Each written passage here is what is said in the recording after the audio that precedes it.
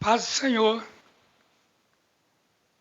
Hoje nós estamos aqui para a parte 2 do nosso estudo, o perfil do cristão, aula 1. Amém? Então vamos prosseguir, agora a respeito, falando sobre respeito, Mas antes de começar, eu quero fazer uma oração. Senhor, em nome de Jesus, pedimos ao Senhor, meu Deus, que o Senhor nos abençoe, nos dê graça, sabedoria, unção. Que o Senhor abençoe, Senhor, os meus irmãos que estão lá do outro lado, me assistindo. E que o Senhor nos ensine na Tua palavra. Em nome de Jesus. Amém. Pois é. Os relacionamentos interpessoais fundamentais para todos os relacionamentos são a autoridade, os pais, anciãos, companheiros e irmãos, propriedade dos outros e natureza. Foi aí que nós terminamos o estudo, a parte 1 do estudo, e hoje pretendemos começar a partir daqui. E veremos primeiro respeito por autoridade. Autoridade é um conceito bíblico. Sabe que tem muitos cristãos que não sabem disso? E acham que o cristão, depois que você aceitou Jesus, entregou a sua vida para Jesus, você agora é um cristão e as autoridades são outra coisa e você não tem nada a ver com aquilo. Respeito pelas autoridades é um conceito de Deus. O homem, por natureza, não gosta de autoridade. Porém, a ética bíblica requer que vivamos de acordo com a autoridade, honrando uns aos outros. Em Romanos capítulo 13, verso 1, o apóstolo Paulo diz que todos estejam sujeitos às autoridades superiores, porque não há autoridade que não proceda de Deus, e as autoridades que existem foram por Ele instituídas. Todas as autoridades, seculares ou não. Em 1 Pedro, o apóstolo Pedro diz: por causa do Senhor, estejam sujeitos a toda instituição humana, quer seja o rei, no nosso caso, no Brasil, podemos colocar aqui o presidente, como soberano, como a maior autoridade do país, quer seja as autoridades, todas as autoridades, a partir daí, como enviadas por ele, tanto para castigo dos malfeitores, como para louvor dos que praticam o bem. Nós podemos afirmar isso, todas as autoridades têm sua origem em Deus, segundo Romanos 13:1, que nós vimos agora há pouco. Deus quer que respeitemos a autoridade. Estamos lá ainda, continuando em Romanos, agora capítulo 13, versículos 2 e 3, e que nós treinemos os nossos filhos a fazer o mesmo, segundo Efésios 6, de 1 a 4. Romanos 13:1, que nós lemos agora mesmo, está escrito que todos estejam sujeitos às autoridades superiores, porque não há autoridade que não proceda de Deus, e as autoridades que existem foram por Ele instituídas. Assim, Romanos 13, 2 e 3, aquele que se opõe à autoridade resiste à ordenação de Deus. Não é fazer oposição política, não, viu?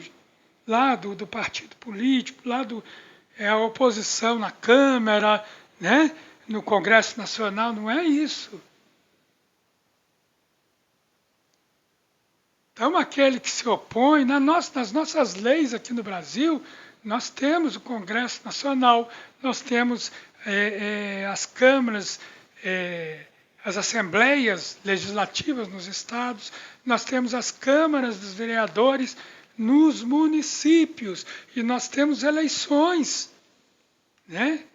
E o modo de você protestar contra determinado governante que não está agindo errado, não está agindo certo, é através do voto, das eleições. Mas enquanto autoridade, nós temos que obedecer às leis instituídas, nós temos que estar submissos às autoridades. Quem se opõe à autoridade resiste à ordenação de Deus. E os que resistem trarão sobre si mesmos condenação. Por quê? Porque os magistrados, diz a palavra de Deus, não são para temor. Ou pelo menos não devem ser para temor. Quando se faz o bem, né? E sim quando se faz o mal. O cidadão de bem não tem que temer as autoridades ou os magistrados, né? Você quer viver sem medo da autoridade? Faça o bem e você terá louvor dela. O Senhor colocou pessoas em posição de autoridade para evitar o caos, a confusão, a destruição. Imagine se não houvesse autoridade governando o tráfego nas nossas ruas, para punir os malfeitores, para trazê-los à justiça e para proteger os inocentes. Imagina que não houvessem leis de trânsito, não houvesse autoridade ali para impor a lei do trânsito. Seria uma anarquia, uma bagunça. Romanos 13, Paulo diz, pois a autoridade é ministro de Deus para o seu bem. Mas se você fizer o mal, então tenha medo, porque não é sem motivo que a autoridade traz a espada, né? Pois é ministro de Deus, vingador, para castigar quem pratica o mal. Nós concluímos então, irmãos, que a autoridade é necessária para a manutenção da ordem. A submissão à autoridade é aceitar que Deus colocou essa pessoa sobre nós. Né? O policial da polícia militar, por exemplo, Deus, enquanto ele está fardado, enquanto ele está em serviço, Deus o colocou sobre nós. Ele é uma autoridade sobre a minha pessoa, sobre a sua pessoa, e requer obediência da nossa parte. Claro que depois que ele deixa o serviço, que ele tira a farda, ele é um cidadão comum. Apesar de nunca deixar de ser um policial militar, né? Se for necessário. Muitas vezes, uma atitude amarga em relação à autoridade é uma atitude amarga contra Deus. Amém, irmãos? Agora, respeito pelos pais.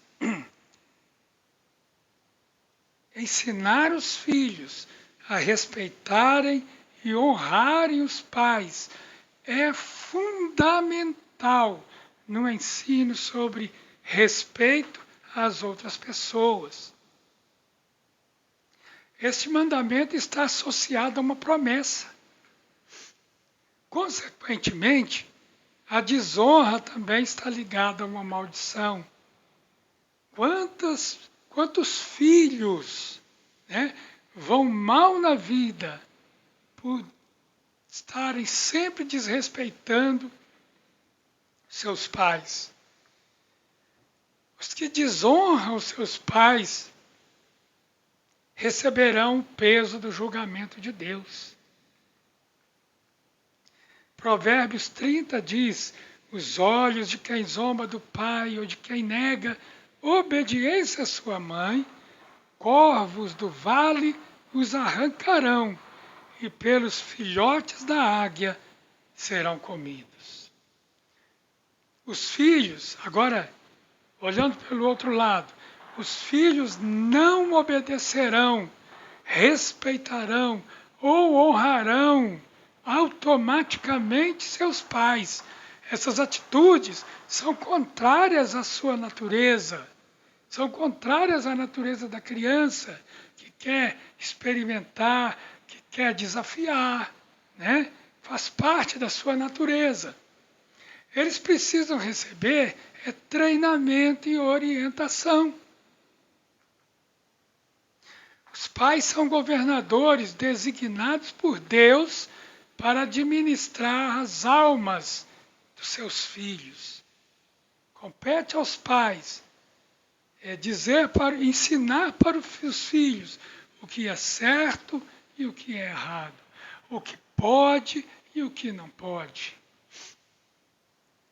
De acordo com a Bíblia, honrar os pais implica em profundo respeito dado com amor.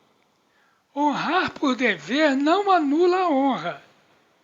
Tem gente que honra, tem filhos que honram os seus pais apenas por obrigação.